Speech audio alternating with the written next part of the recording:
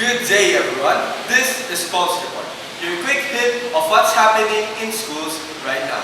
I am Robin Eli M. Nobleza, live here at Valenzuela National High School.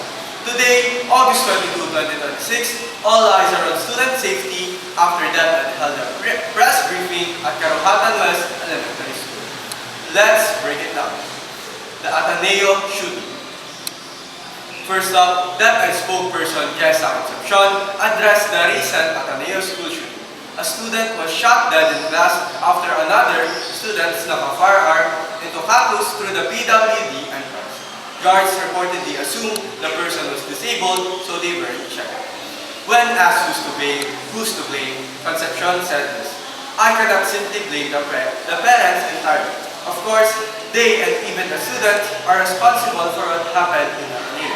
She also pointed to environment, saying bullying and online video games with zero parental guidance can affect a child's motivation and behavior. Her line, "A child's behavior can ultimately depend on how we approach it." And the numbers are worrying. According to DepEd, in 2026, 43% of female students and 53% of male students report feeling unsafe due to bullying and other forms of school violence. There have been 966 recorded cases in school grounds where students were either victims or initiators of violence. Concepcion said factors inside and outside of schools, teachers, family, and friends can lead to causes.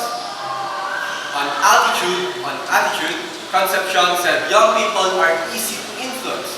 She flagged that even teachers can impact students through emotional abuse or shaming. But she also defended her. Teachers are the students' second family. She said that's why parents put blame on them. But there is a misunderstanding. Teachers are doing their best to guide students safely. DepEd also assured the public they're prepared for incidents and will inform consequences if safety guidance aren't met. Plus, the government will implement RA 7610, the Special Protection of Children Against Abuse, Exploitation, and Discrimination Act. So what's the pulse? Shared responsibility. Parents, students, teachers, and government all have a role in stopping school violence before it starts. That's today's Pulse Report. Stay safe, speak up, and check on the people around you. I'm Robin Eli M. Nobleza, and that's all for